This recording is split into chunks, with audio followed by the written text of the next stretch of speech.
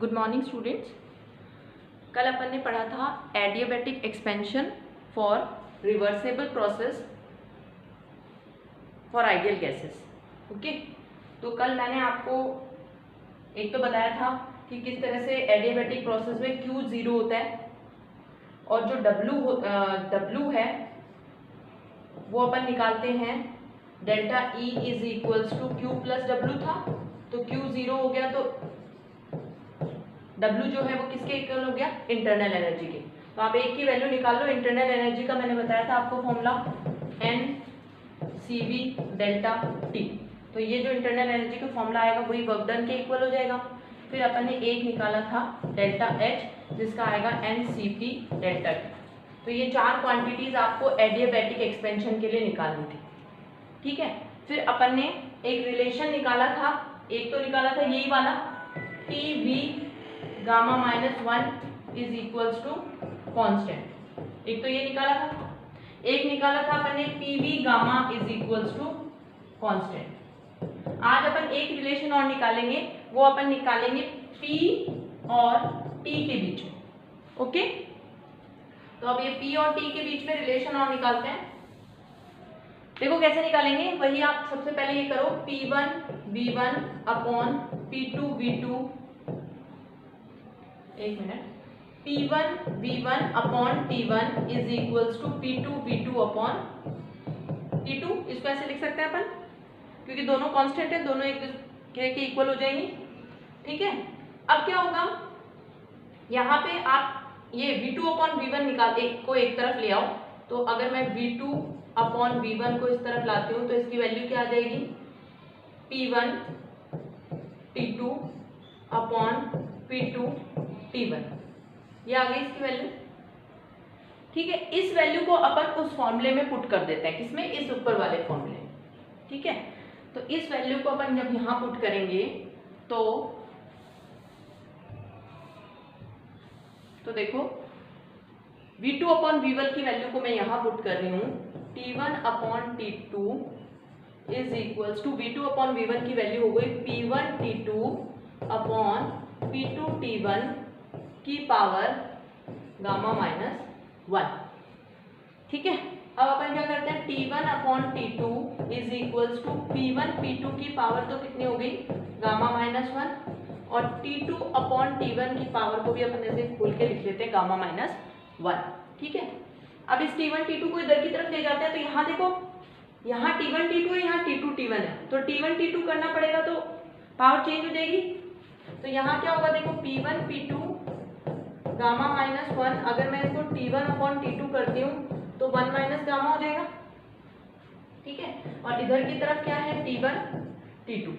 अब इसको अगली स्टेप में अपन इसके नीचे ले आएंगे, तो ये क्या हो जाएगा, T1 T2 अपॉन नीचे आ जाएगा T1 T2 1 minus gamma is equals to P1 P2 gamma minus 1।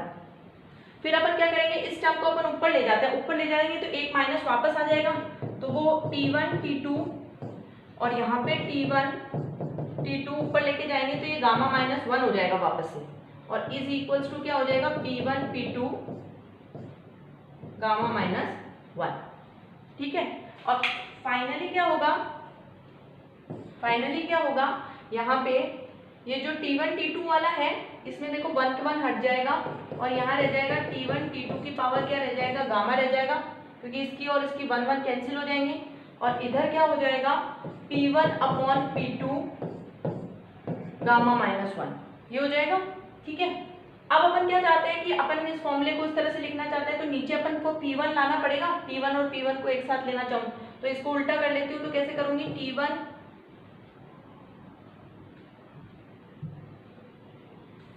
ये देखो, इसको T1 T2 को तो अपन ऐसे ही लिख लेंगे, गामा इज इक्वल्स टू मैं लिखती हूँ P2 अपॉन P1, तो P2 अपॉन P1 करूंगी तो ये 1 माइनस गामा हो जाएगा।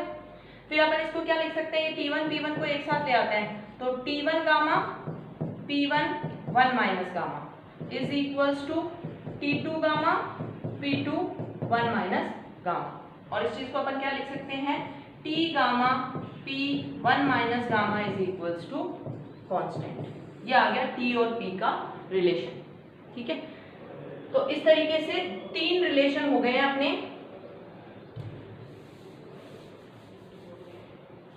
एक तो है T V gamma minus 1 is equals to constant, एक है P V gamma is equals to constant, और एक ये निकल के आया है T gamma P 1 minus gamma is equals to constant. ये रिलेशन कहाँ काम आते हैं? कई बार न्यूमेरिकल्स में अपन को फाइनल टेम्परेचर निकालना होता है और प्रेशर और वॉल्यूम में से कोई अपन को दे दी जाती है, तो उनको यूज करके फिर आप फाइनल टेम्परेचर निकालते हो। और कई बार रिलेशन भी पूछ लिया जाता है, उसको भी आपको डिराइव करके निकालना होता है। तो ये एडियाबैटिक प्रोसेस जो है वो कंप्लीट हो गया है। अब देखो आप अपन आइसोथर्मल प्रोसेस में देखते हैं। सेम आइसोथर्मल एक्सपेंशन में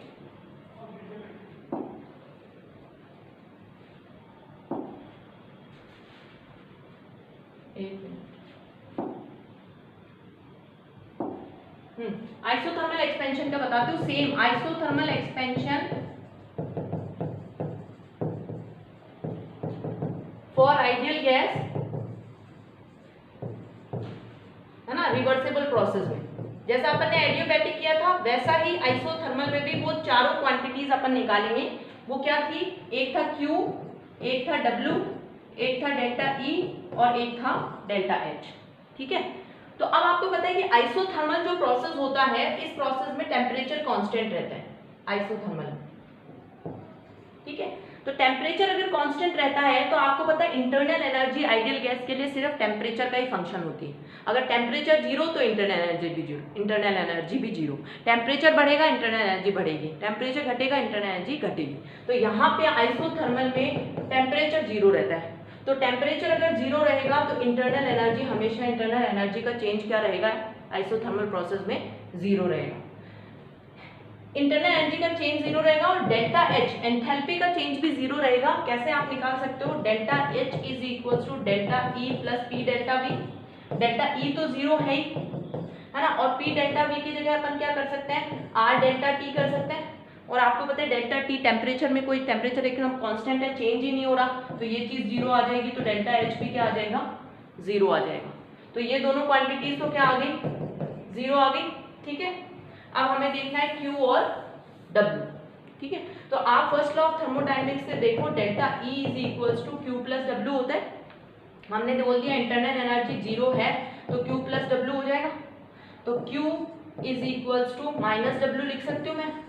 तो Q प्लस में है तो हीट एब्जॉर्ब, इसका मतलब यहाँ पे जो हीट एब्जॉर्ब है उसी के थ्रू एक्सपेंशन वर्क हो रहा है। नेगेटिव वर्क एक्सपेंशन वर्क होता है।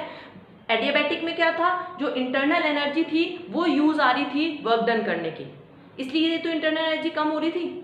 और यहाँ पे जो हीट एब्जॉर्ब, इंटरनल एनर्जी तो यहाँ जीरो है, इसलिए जो हीट एब्जॉर्ब कर रहा है ना सिस्टम, उसी के थ्रू सिस्टम क्या कर रहा है? वो एक्सपेंशन वाला काम कर रहा है। ठीक है, तो इसमें क्या है आपको पता है, आपको W मैंने आपको मैक्सिमम वर्क का निकलवाया था आइसोथर्मल प्रोसेस में, तो उसकी वैल्यू आपको अगर ध्यान है तो वो था -2.303 nRT log V2 upon V1। इससे आप वर्क डन निकाल लो। प्रेशर दे रखा है तो P1 अपॉन P2 हो जाएगा, इससे आप वर्क डन निकाल लो। ठीक है, जो भी वर्क डन की वैल्यू आए उसको यहाँ रख दो विद माइनस साइन, जो भी यहाँ पे वैल्यू आए उसको यहाँ W की वैल्यू पुट कर दो और माइनस साइन, तो Q आ जाएगा। तो इस तरह से आइसोथर्मल प्रोसेस में भी आप सारी क्वांटिटीज ये वाली निकाल सकते हो। देखो एक न्यूमेरिकल है, calculate Q, W, delta H और delta U for the reversible isothermal expansion of 1 mole of ideal gas at 27 degree from the volume 10 decimeter cube to volume 20 decimeter cube। तो अब देखो आपको सबसे पहले क्या करना है? तीनों क्वांटिटीज निकालनी है। तो दो क्वांटिटीज तो आपको पता ही है क्योंकि आइसोथर्मल एक्सपेंशन है। तो एक डेल्टा E जीरो हो गया और डेल्टा H भी क्या हो गया? जीरो हो गया। इनकी तो वही बात खत्म। अब अपना हुआ W, तो W आप निकाल सकते हो -2.303 nRT log V2 upon V1। V2 आपको दे रखा है 20 और V1 आपको दे रखा है 10। तो यहाँ से W की वैल्यू आ जाएगी और जो W की वैल्यू आए उसको माइनस से मल्टीप्लाई कर दो, माइनस जो भी W की वैल्यू है वो आ जाएगा Q। तो इस तरीके से आप इन न्यूमेरिकल्स को सॉल्व कर सकते हो।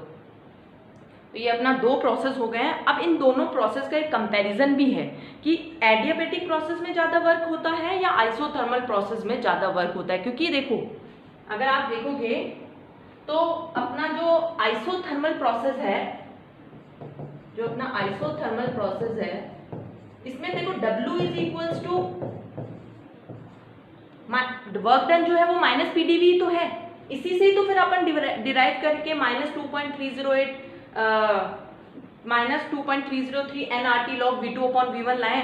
तो यहाँ पे जो आइसोथर्मल एक्सपेंशन होता है ना, उसमें जो वर्क डन होता है वो तो W वो जो होता है वो PV होता है। तो आपको पता है कि PV इज इक्वल्स टू क्या होता है, nRT।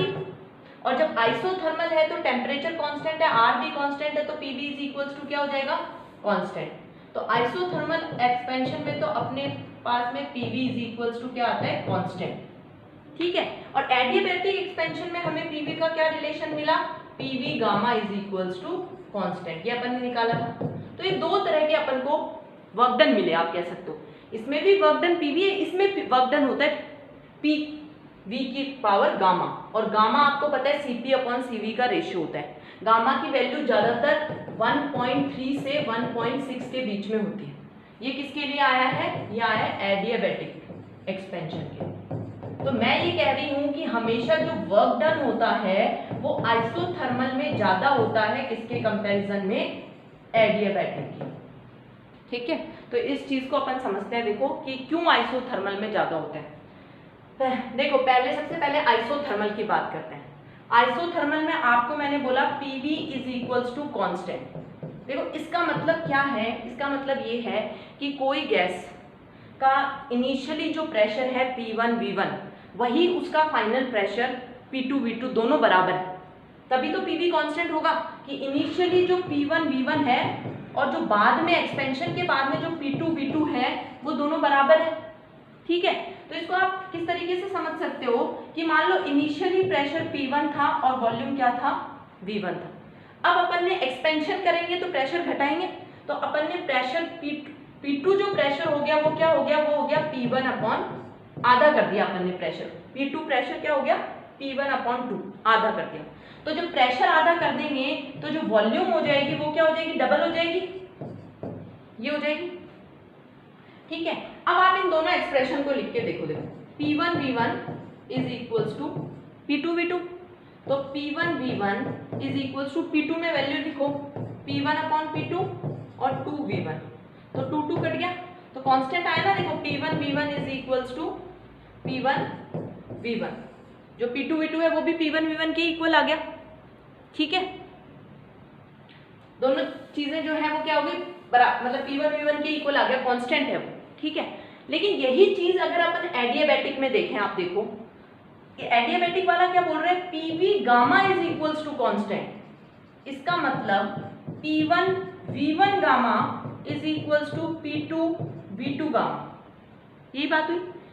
तो अपन क्या कर रहे हैं, प्रेशर अपन क्या करते हैं, जो फाइनल मान लो P1 इनिशियल प्रेशर है तो जो फाइनल प्रेशर होगा वो क्या हो जाएगा, P1/2 हो जाएगा।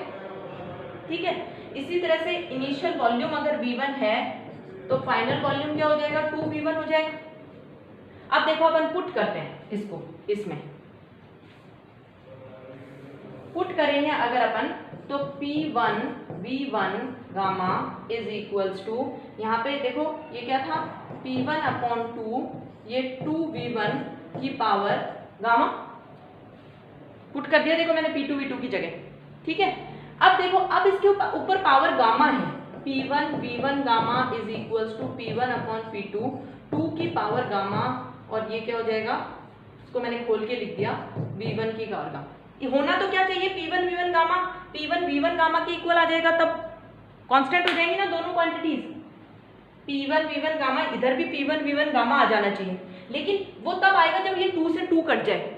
लेकिन इस 2 के ऊपर तो क्या पावर है, गामा पावर है। इसका मतलब ये इसकी वैल्यू को बढ़ा देगा तो ये कट के 1 नहीं आएगा, और आना चाहिए, कांस्टेंट रहनी चाहिए।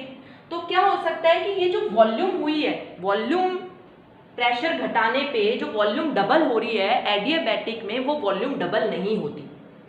वो थोड़ी कम रहती है, जैसे 2 ना होके वो 1.5 या 1.4 इसी तरीके से रहती है, ताकि जब उसकी पावर गामा लगे तो वो 2 हो जाए और ये कैंसिल आउट होके क्या हो जाए, P1 V1 gamma is equals to P1 V1 gamma आ जाए।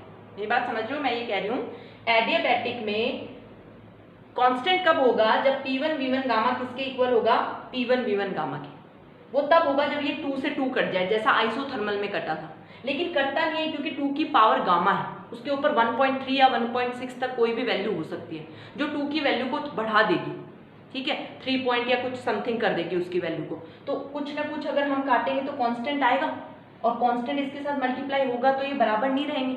तो हम चाहते हैं कि ये बराबर रहें, तो वॉल्यूम जो अपना डबल हुआ था वो डबल ना होके थोड़ा कम बढ़ेगा, कम बढ़ेगा तो उसकी जब पावर लगेगी तब वो 2 के करीब आ जाएगा, और ये कट के क्या हो जाएंगे, कांस्टेंट हो जाएंगे। तो एडियाबैटिक प्रोसेस में जब हम प्रेशर आधा करते हैं तो वॉल्यूम जो होता है वो डबल ना होके थोड़ा कम, एक्सपेंशन कम होता है, और अगर एक्सपेंशन कम होगा तो वर्क डन भी कम होगा। वॉल्यूम अगर कांस्टेंट रहने के लिए कम बढ़ेगा तो वर्क डन भी कम होगा। इसलिए हमेशा एडियाबैटिक प्रोसेस में क्या होता है, वर्क डन कम होता है। अपन इसको इस ग्राफ से समझ सकते हैं, देखो ये P है, ये V है, ठीक है। आप ये मान लो अब ये इनिशियली उस पे इनिशियली प्रेशर ये है P1 और वॉल्यूम क्या है V1। अब अपन क्या करेंगे, जब भी एक्सपेंशन होगा तो प्रेशर डिक्रीज होगा और वॉल्यूम बढ़ेगा, तो ये प्रेशर डिक्रीज हुआ और प्रेशर डिक्रीज हो रहा है, वॉल्यूम बढ़ रहा है, और एक ग्राफ प्रेशर डिक्रीज होगा और वॉल्यूम बढ़। ये ऊपर वाला ग्राफ तो होगा आइसोथर्मल का, और ये नीचे वाला ग्राफ होगा किसका, एडियाबैटिक का। क्योंकि देखो आप एक फाइनल प्रेशर मान लो P2, मान लो मैं यहां मान लेती हूँ एक फाइनल प्रेशर है P2, तो उस P2 फाइनल प्रेशर पे एडियाबैटिक में तो जो वॉल्यूम हुआ है वो इतना ही एक्सपेंशन हुआ है, लेकिन उसी फाइनल प्रेशर पे आइसोथर्मल का जो एक्सपेंशन है वो देखो इतना ज्यादा हुआ है, यहां से लेकर V1 से V2 तक, और एडियाबैटिक वाला जो है वो आप ये समझ सकते हो V2 एडियाबैटिक का, तो इसका एक्सपेंशन कम हुआ है और उस वाले का पूरा यहां से लेकर यहां तक एक्सपेंशन हुआ है, तो वर्क डन ज्यादा होगा किसमें, वर्क डन हमेशा ज्यादा होगा किसमें, आइसोथर्मल प्रोसेस में as comparison to adiabatic process. Okay, तो कल अगले लेक्चर में अपन थर्मोकेमिस्ट्री स्टार्ट करेंगे। Thank you.